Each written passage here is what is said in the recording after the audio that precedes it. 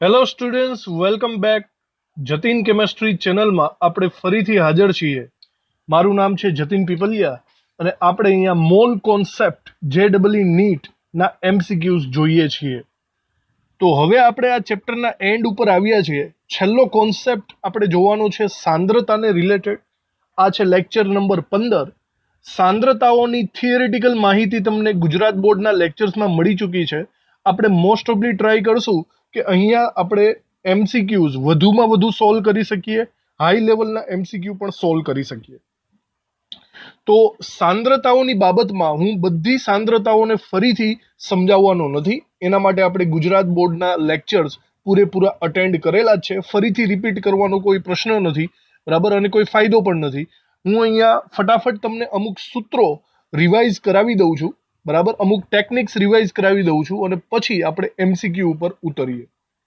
તો મેઇનલી આપણે MCQમાં ધ્યાન રાખવા જેવી વાત એવી છે કે બે વસ્તુ થશે, દ્રાવ્ય વત્તા દ્રાવક બરાબર દ્રાવણ. આને બરાબર સમજવાનો પ્રયત્ન કરવાનો. આના પરથી MCQમાં ગૂંચવણ ઊભી થાય. દ્રાવ્ય એટલે એવા પદાર્થો કે જે સંપૂર્ણ દ્રાવણની અંદર અલ્પ જથ્થો અથવા તો ઓછો જથ્થો ધરાવતો હોય તેવું. ઓછો જથ્થો ધરાવતું હોય તેવું. દ્રાવક એટલે એવો પદાર્થ કે જે સૌથી વધારે જથ્થો ધરાવતું હોય. સૌથી વધારે, સૌથી શબ્દ વાપરો છે એટલા માટે એક જ આવશે. અને દ્રાવણ એટલે આ બંનેનો સરવાળો, ધેટ મીન્સ ટોટલ. દ્રાવ્ય વત્તા દ્રાવક બરાબર દ્રાવણ. આપણે એક એક્ઝામ્પલ લઈએ એટલે બહુ ક્લિયરિટી આવી જાય. દાખલા તરીકે લીંબુ શરબત. દાખલા તરીકે લીંબુ શરબત. આ જે લીંબુ શરબત છે એને આપણે આપણી ભાષામાં દ્રાવણ કહીશું. શું કહીશું આપણે? દ્રાવણ. તો કહેવાનો મતલબ લીંબુ શરબતની અંદર બે જણા હશે, દ્રાવ્ય પણ હશે, દ્રાવક પણ હશે, બરાબર. સૌથી પહેલા વિચારો, સૌથી વધારે જથ્થો કોનો છે? લીંબુ શરબતમાં સૌથી વધારે જથ્થો પાણીનો હોય, બરાબર. અને પાણી એને સૌથી વધારે જથ્થો હોવાથી આપણે એને દ્રાવક તરીકે ઓળખીશું. તો આ એક નોટ કરવા જેવી વાત છે. દ્રાવક હંમેશા એક જ હોય. દ્રાવક ક્યારેય બે વસ્તુ નહીં હોઈ શકે, કારણ કે મેં સૌથી શબ્દ વાપરો છે એના ઉપરથી જ ખબર પડી જવી જોઈએ. સૌથી વધારે જથ્થો ધરાવતું કોઈ એક જ હોય, બે નો હોય. હવે દ્રાવ્ય તરીકે એક કરતા વધારે હોઈ શકે. વિચારો, લીંબુ શરબતની અંદર અલ્પ જથ્થો, ઓછો જથ્થો કોનો કોનો છે? આપણે એમ કહી શકીએ લીંબુ શરબતમાં આપણે મીઠું નાખીએ છીએ, લીંબુનો રસ પણ આવશે. બીજું શું નાખી શકો? ખાંડ નાખી શકીએ, ક્યારેક વરિયાળી પણ નાખી શકીએ. આ બધી બાબતો એવી છે કે જે અલ્પ જથ્થામાં છે, લીંબુ રસ અને ખાંડ, બરાબર. તો આ બધી બાબતોને આપણે દ્રાવ્ય કહીશું. તો યાદ રાખજો, દ્રાવ્ય એક કરતા વધારે હોઈ શકે પણ દ્રાવક હંમેશા એક જ હોય છે. તો એક સિમ્પલી એક્ઝામ્પલ દ્વારા આપણે આ દ્રાવ્ય, દ્રાવક અને દ્રાવણને શોર્ટમાં સમજી લીધું. હવે હું બીજી વસ્તુઓ તરફ આગળ વધું છું. આપણે સાંદ્રતાઓ વિશે સમજવાનું છે. સાંદ્રતા કોને કહેવાય? આપણી ભાષામાં પહેલા સમજી લ્યો, સાંદ્રતા એટલે શું. બે અપોઝિટ શબ્દ આવે છે, સાંદ્ર અને વિરુદ્ધાર્થી શબ્દ છે મંદ. તમે મંદ શબ્દને ઓળખતા હશો. મંદ શબ્દ એના માટે વપરાય કે જેમાં પાણી વધારે હોય, પાણીનો જથ્થો વધારે હોય એને મંદ કહેવાય. અને એનાથી ઉલટું પાણીનો જથ્થો ઓછો હોય એને સાંદ્ર કહેવાય, બરાબર. આ એકબીજાથી અપોઝિટ વર્ડ આપણે સમજવાના છે. પાણીનો જથ્થો જેટલો ઓછો એવું દ્રાવણ આપણું સાંદ્ર દ્રાવણ કહેવાશે, અને પાણીનો જથ્થો જેટલો વધારે એટલો આપણે મંદ દ્રાવણ એને કહીશું. આ બંને એકબીજાના વિરુદ્ધાર્થી શબ્દો છે. તો સાંદ્રતાનો એક્સેન્સમાં શું કહી શકાય? તમે જસ્ટ એક્ઝામ્પલ દ્વારા વિચારો કે દાખલા તરીકે મારી પાસે 3 બીકર છે, બરાબર. વિચારજો, 3 બીકર, ઓકે. આ 3 બીકરમાં આપણે છે ને NaCl નું દ્રાવણ બનાવવાનું છે. શું બનાવવાનું છે? NaCl નું દ્રાવણ. આ 3 માં બનાવશું. તો NaCl નું દ્રાવણ બનાવવા માટે મારે જરૂરી વસ્તુ શું છે? પાણી વત્તા NaCl. ભાઈ NaCl એટલે મીઠું. 3 પાણી નાખો અને 3 NaCl નાખો એટલે થઈ ગયું દ્રાવણ. જસ્ટ સપોઝ વિચારો કે જે ફર્સ્ટ આપણી પાસે બીકર છે, બરાબર, ફર્સ્ટ બીકર, સેકન્ડ બીકર અને થર્ડ બીકર, આ 3 બીકરની અંદર આપણે એકદમ સિમિલર પાણી ભરી દઈએ છીએ. સિમિલર પાણી એટલે કે એવું વિચારો કે આપણે દાખલા તરીકે 100 ml પાણી લઈ લઈએ છીએ 3માં. સમજાઈ ગયું? હવે આની અંદર આપણે મીઠું નાખવાનું છે. તો હવે એક વસ્તુ વિચારો કે દાખલા તરીકે આની અંદર તમે 5 ગ્રામ મીઠું નાખો છો, આની અંદર તમે 10 ગ્રામ મીઠું નાખો છો અને આની અંદર 15 ગ્રામ મીઠું નાખો છો. જોજો, મીઠાનો જથ્થો જુદો જુદો વાપરો છે. તો ભાઈ આને મીઠાનું દ્રાવણ કહેવાય, આને પણ કહેવાય અને આને પણ કહેવાય, 3ને કહેવાય. સિમ્પલ વાત છે. પણ મીઠાનો જથ્થો જુદો જુદો છે. મીઠાનું દ્રાવણ છે તો ખરી, 3ને તમે ચાખશો તો ખારું પણ લાગશે, પણ 3 એક સરખા થોડા કહેવાય. મેઇન થિંગ એ છે કે આ 3ની સાંદ્રતા જુદી જુદી થાય. સમજ પડી તમને? સાંદ્રતા. હું એમ કહી શકું છું કે આ જેમાં મેં વધારે પડતું મીઠું નાખ્યું છે 15 ગ્રામ, એ વધારે સાંદ્રતા ધરાવે છે. વિચારો, સાંદ્ર એટલે મેં હમણાં શું કીધું? પાણીનો જથ્થો કેવો હોય? ઓછો હોય. તો કમ્પેરેટિવલી વિચારો કે પાણીનો જથ્થો તો 3માં સમાન છે, પણ બીજી રીતે વિચારો, દ્રાવ્ય પદાર્થ વધારે શેમાં છે? આમાં ઓગળેલો NaCl વધારે છે, તો હું એને વધારે સાંદ્ર કહી શકું છું. એનાથી ઓછો છે તો આની મધ્યમ સાંદ્રતા આવે, અને સૌથી ઓછો જથ્થો નાખ્યો છે તો અહીંયા ઓછી સાંદ્રતા આવશે. સમજ પડી? સાંદ્રતા એટલે એક રીતના આપણે દ્રાવ્યનો જથ્થો કેટલા પ્રમાણમાં ઓગળેલો છે એ શોધવાની બાબત છે, અને અંક સ્વરૂપે આપણે લખી શકીએ. તો આ એક નાના એવા શું કહેવાય, એક સિમ્પલ એક્ઝામ્પલ દ્વારા હવે તમને સાંદ્રતા વિશે સમજ પડી ગઈ હોવી જોઈએ. સાંદ્રતા કોની વધારે છે અને કોની ઓછી છે એ તમે પાણીના જથ્થા દ્વારા સમજી શકો છો, અથવા તો દ્રાવ્યના જથ્થા દ્વારા સમજી શકો છો. વિચારો, અહીંયા દ્રાવ્યનો જથ્થો ઓછો હતો તો ઓછી સાંદ્રતા, દ્રાવ્યનો જથ્થો વધારે છે તો વધુ સાંદ્રતા. સમજ પડી ગઈ વાતમાં? હવે આનાથી આગળ વાત, સાંદ્રતા મળે કઈ રીતે? સાંદ્રતા મેળવવા માટે આપણે જુદા જુદા એકમ પદ્ધતિઓને ધ્યાનમાં લેવાની છે. બરાબર જોજો, સાંદ્રતાઓ જુદા જુદા એકમોમાં મપાય છે. સાંદ્રતાઓના મેઇનલી છે ને હું 2 પ્રકાર પાડી શકું છું. સાંદ્રતાના મુખ્યત્વે હું 2 પ્રકાર પાડી શકું છું. એક પ્રકાર એમાંથી એવો બને છે તાપમાન આધારિત સાંદ્રતાઓ, અને બીજો પ્રકાર પડે છે તાપમાન આધારિત ન હોય તેવી સાંદ્રતાઓ. મોસ્ટ ઓફલી ઇંગ્લિશમાં જ આપણે નામ બોલીએ છીએ, ટેમ્પરેચર ડિપેન્ડન્ટ અને ટેમ્પરેચર ઇનડિપેન્ડન્ટ. ઓકે, તો સૌથી પહેલા વિચારો, તાપમાન આધારિત સાંદ્રતાઓ કોને કહેવાય? એના નામ ઉપરથી તો સ્પષ્ટ જ છે કે જે સાંદ્રતાઓ ટેમ્પરેચર ઉપર ડિપેન્ડ કરતી હોય, જો ટેમ્પરેચર વધઘટ કરીએ તો સાંદ્રતાઓ બદલી જતી હોય, એને ટેમ્પરેચર તાપમાન આધારિત કહેવાય. અને જે સાંદ્રતાઓ તાપમાન ઉપર ડિપેન્ડ ન કરતી હોય એને આપણે ટેમ્પરેચર ઇનડિપેન્ડન્ટ, આધારિત ન હોય તેવી સાંદ્રતાઓ કહીશું. બરાબર? આ બંને કેટેગરીમાં ઘણી બધી સાંદ્રતાઓના એકમ યુનિટ્સ આવે છે, જેની આપણે જરા અહીંયા નોંધ કરી લઈએ બરાબર રીતે. તો સૌથી પહેલા તાપમાન આધારિત સાંદ્રતાઓની વાત કરીએ તો એમાં પહેલા નંબરે આપણે અહીંયા લખશું મોલારિટી, કેપિટલ M. એના જેવું જ એક આવે છે નોર્માલિટી, કેપિટલ N. અને ત્રીજું આવે છે ફોર્માલિટી, કેપિટલ F. ચલો, આપણે ગુજરાત બોર્ડના લેક્ચર્સની અંદર મારે ફરીથી યાદ દેવડાવી દઉં કે મોલારિટી આપણે ભણી ચૂક્યા છીએ, નોર્માલિટી પણ ભણી ચૂક્યા છીએ, ફોર્માલિટી આ તમારે 12થમાં આવવાની છે. 12થની અંદર આપણે એમાં અત્યારે કંઈ બહુ મગજમારી નહીં કરીએ, પણ યાદ રાખવું ચોક્કસ કે તાપમાન આધારિત સાંદ્રતા છે. બાય ધ વે, ખબર કેમ પડે કે આ તાપમાન આધારિત છે? યાદ રાખો કે કોઈ પણ જે સાંદ્રતા છે એના સૂત્રમાં, એની વ્યાખ્યામાં ક્યાંય કદ હોય, કદ, કદ એટલે ધેટ મીન્સ લીટર, ml આવું કંઈ આપેલું હોય તો તે તાપમાન ઉપર આધારિત હોય. અને જે કોઈ સાંદ્રતાની અંદર ઓનલી વજન હોય, વજન ધેટ મીન્સ આપણે ગ્રામ હોય, એની અંદર કદ ન હોય તો એ આપણા તાપમાન ઉપર ડિપેન્ડ કરતી નથી, એવું આપણે સમજવાનું છે.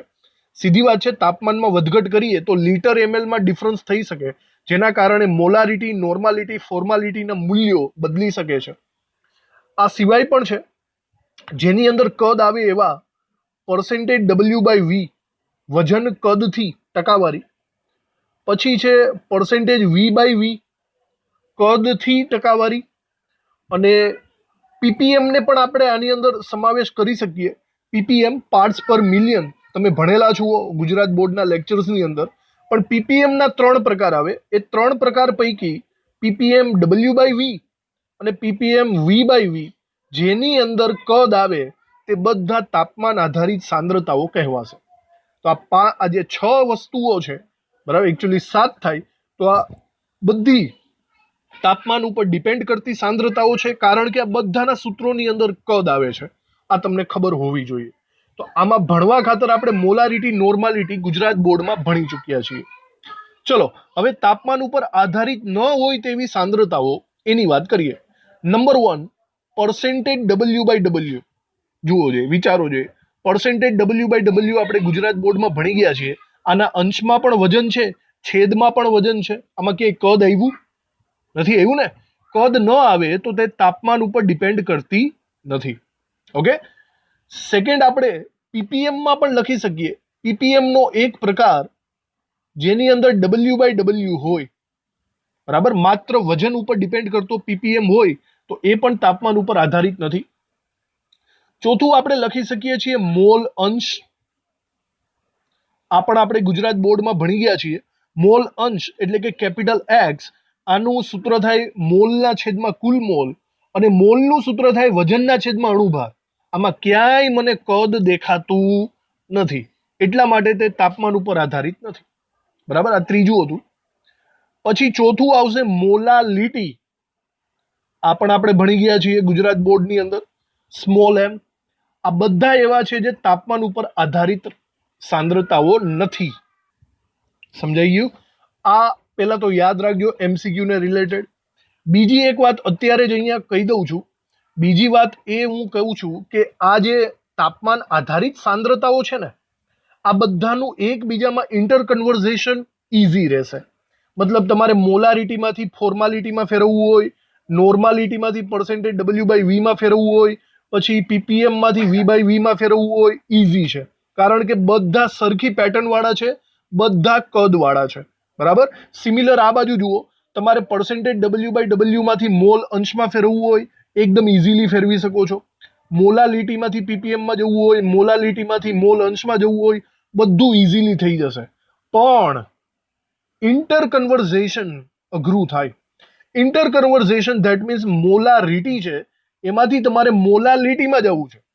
આ બાજુના એરિયામાંથી આ બાજુના એરિયામાં જવું છે, તો આ થોડુંક ડિફિકલ્ટ બનવાનું છે.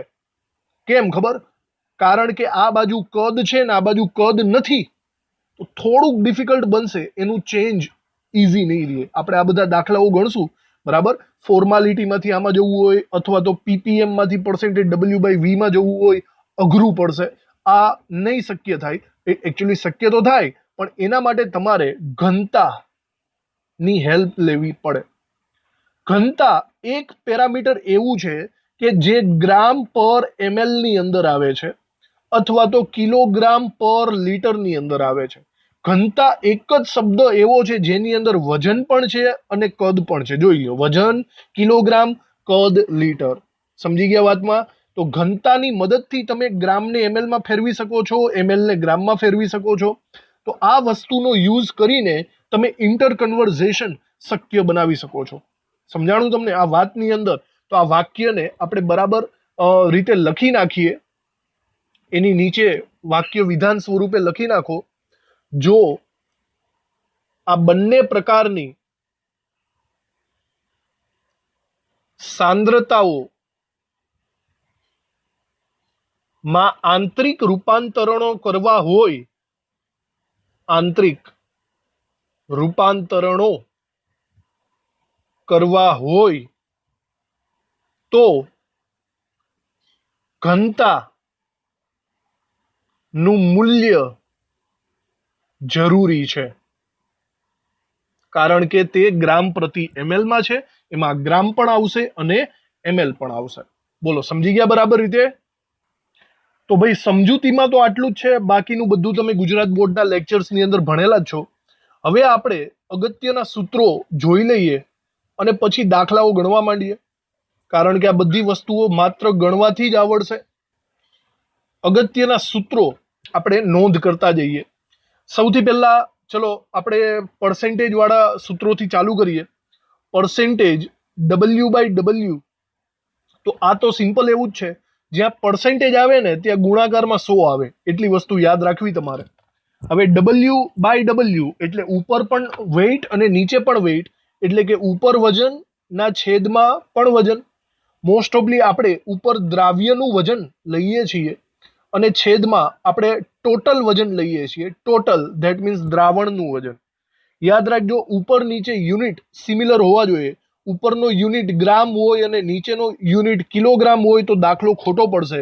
ઉપર નીચે બંને કાં તો ગ્રામ ગ્રામ કાં તો બંને કિલોગ્રામ કિલોગ્રામ હોવા જોઈએ. તો આ એક સિમ્પલ એવું એનું સૂત્ર થઈ જશે, પર્સેન્ટેજ વેઇટ બાય વેઇટ બરાબર દ્રાવ્યનું વજન ના છેદમાં દ્રાવણનું વજન ગુણ્યા 100. સમજાઈ ગયું? બીજું સૂત્ર આના ઉપરથી જ આગળ વધારીએ. આપણે મોલ અંશનું સૂત્ર લખીએ.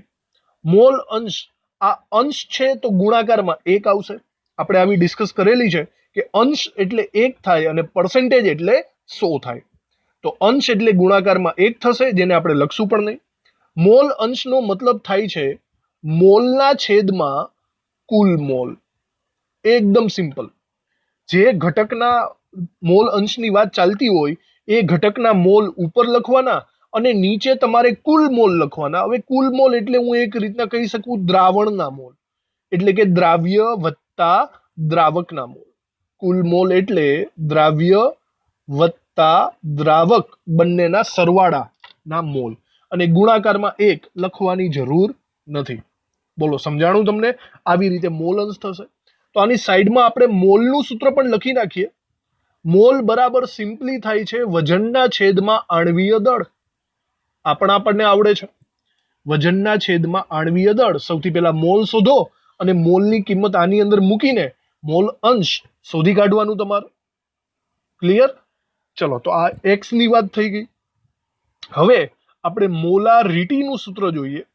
મોલારિટી એટલે કે કેપિટલ M.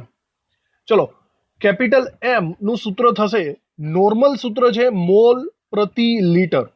મોસ્ટ ઓફલી આ જ આવશે. લીટર એટલે આપણે કદ કહી શકીએ છીએ, મોલ પ્રતિ લીટર જ રાખો અત્યારે. આને જો બરાબર રીતે લખીએ તો મોલની જગ્યાએ હું લખી શકું છું વજન ના છેદમાં આણ્વીય દળ. હવે મોલ મોસ્ટ ઓફલી દ્રાવ્યના જ હોય, તો દ્રાવ્યનું વજન ના છેદમાં દ્રાવ્યનું આણ્વીય દળ, આવું આપણે કહી શકીએ.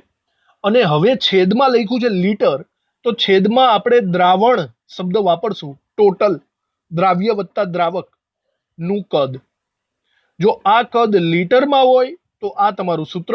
પણ ક્યારેક ક્યારેક આ કદ ml માં આપે છે. જો ml માં કદ હોય તો ઉપર તમારે 1000 કરી નાખવાનું, 1000 વડે અંશમાં ગુણાકાર કરી નાખવાનો.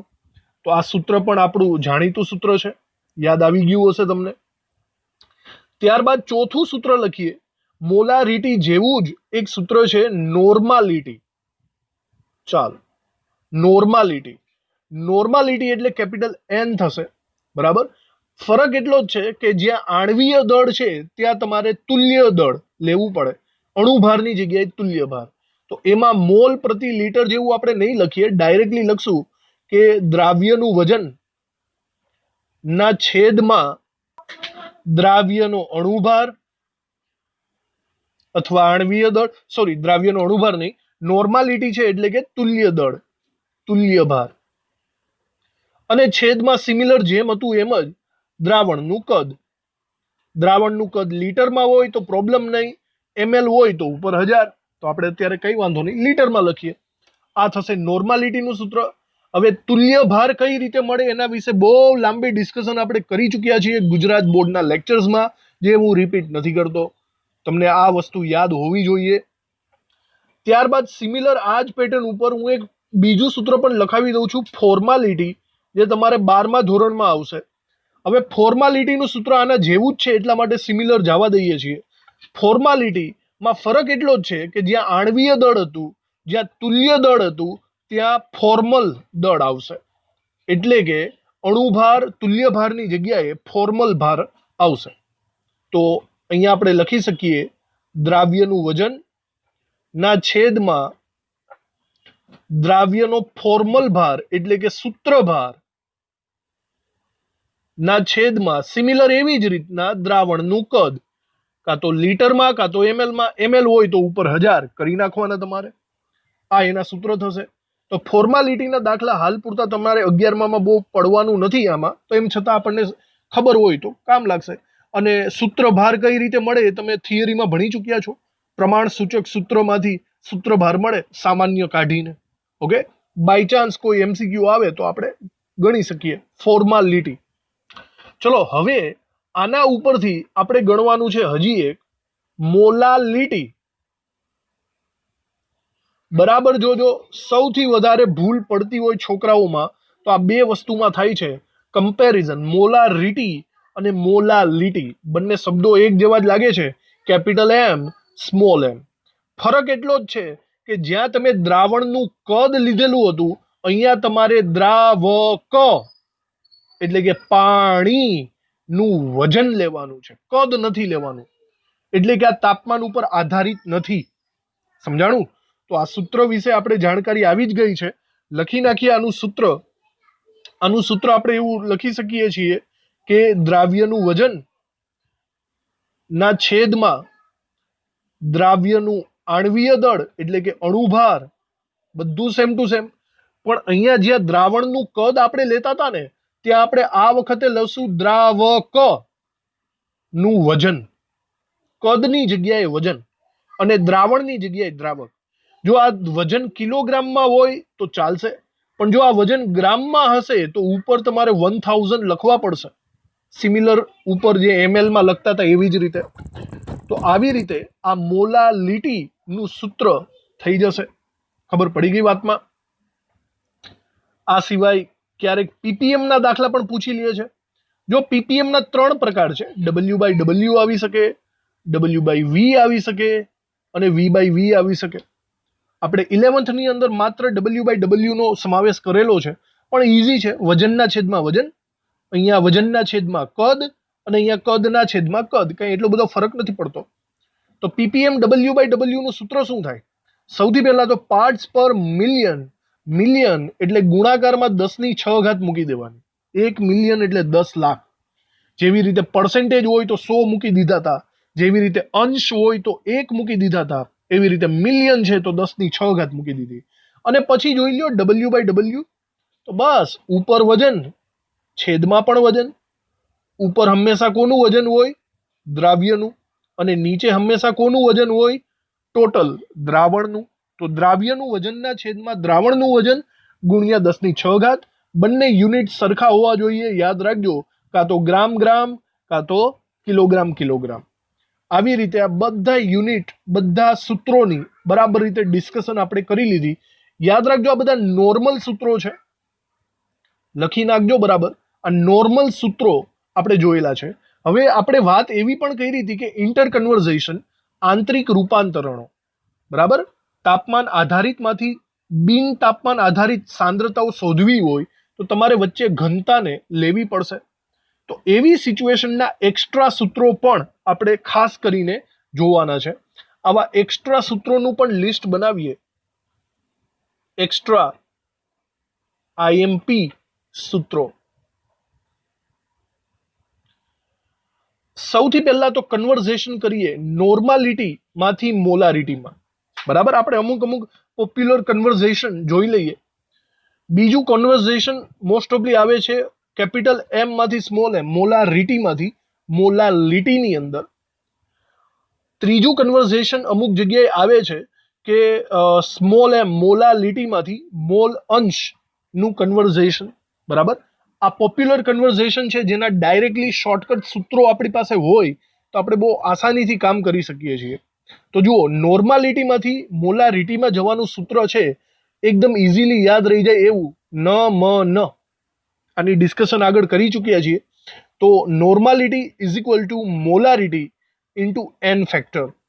એન ફેક્ટર એટલે કે જે તુલ્ય ભાર શોધવા માટે ઇમ્પોર્ટન્ટ હતો તે એન ફેક્ટર. ન મ ન વાપરીને તમે નોર્માલિટી અને મોલારિટીનું ઇન્ટરકન્વર્ઝેશન આસાનીથી કરી શકો છો. પછી કેપિટલ એમ માંથી સ્મોલ એમ. હવે જુઓ, આ અગત્યનું છે. આ તાપમાન આધારિત સાંદ્રતા છે અને આ બિન તાપમાન આધારિત સાંદ્રતા છે.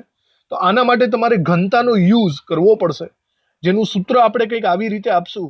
ઘનતા એટલે કે ડી બરાબર કેપિટલ એમ મોટા કૌંસમાં 1/, સ્મોલ એમ પ્લસ અણુભાર ના છેદમાં 1000. સૂત્ર બરાબર રીતે યાદ રાખવું જેથી તમે આમાં કેપિટલ એમ માંથી સ્મોલ એમમાં અથવા સ્મોલ એમ માંથી કેપિટલ એમમાં ઇન્ટરકન્વર્ઝેશન કરી શકશો, પણ ઘનતાની જરૂર પડશે જે તમને રકમમાં આપી દીધેલી હશે. ઓકે. પછી છે સ્મોલ એમ માંથી મોલ અંશમાં જવાનું. હવે આમાં જુઓ, આ બિન તાપમાન આધારિત છે અને આ પણ બિન તાપમાન આધારિત છે, તો આમાં ઘનતાની કોઈ જરૂર પડતી નથી. તો અહીંયા સ્મોલ એમ નું સૂત્ર કંઈક આવી રીતે આવે છે. સ્મોલ એમ બરાબર એક્સ એ ના છેદમાં એક્સ બી છેદમાં એમ બી ઉપર 1000.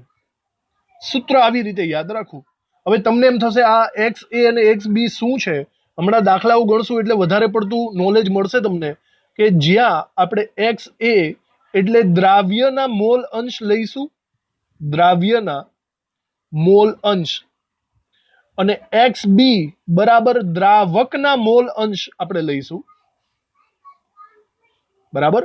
મોલ અંશ શોધીને તમારે એની વેલ્યુ અહીંયા મૂકવાની છે. બાય ધ વે તમને ખબર હોવું જોઈએ કે મોલ અંશનો કુલ સરવાળો 1 થાય. એક્સ એ વત્તા x B is equal to 1 થાય, જે આપણને ખબર હોવી જોઈએ. બધું રિવિઝન જેવું જ ચાલે છે, સૂત્ર ઉપર વધારે ભાર રાખવો. બીજું એમબી લખેલું છે. આ એમબી, હવે બી એટલે દ્રાવક આપણે ઓલરેડી લીધેલો જ છે, તમને ખબર પડી ગઈ. આ મોલારિટી નથી, યાદ રાખજો, આ અણુભાર છે. બી એટલે કે દ્રાવકનો અણુભાર, બરાબર.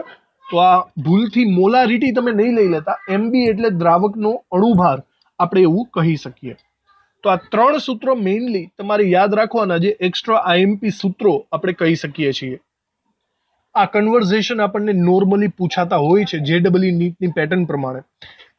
હજી એક કન્વર્ઝેશન છે જે થોડુંક આપણે એમ કહી શકીએ 12મા ધોરણનું છે, પણ હું અહીંયા લખાવી જ દઉં છું, પછી આપણને કામ લાગી જશે. અમુક કદાચ એમસીક્યુ આવી જાય.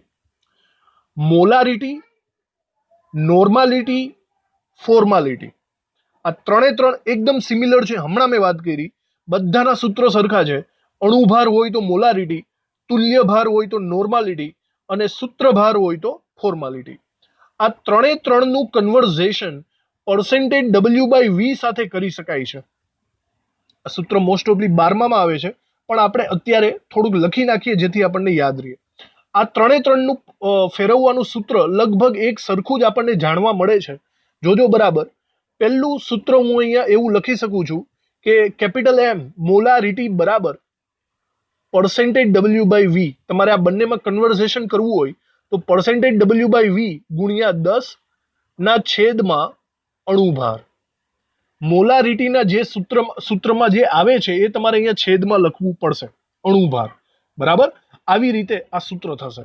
સેમ ટુ સેમ સિમિલર સૂત્ર તમે નોર્માલિટી માટે પણ લખી શકો, પણ જુઓ, નોર્માલિટીમાં અણુભાર નથી આવતો, તુલ્ય ભાર આવે.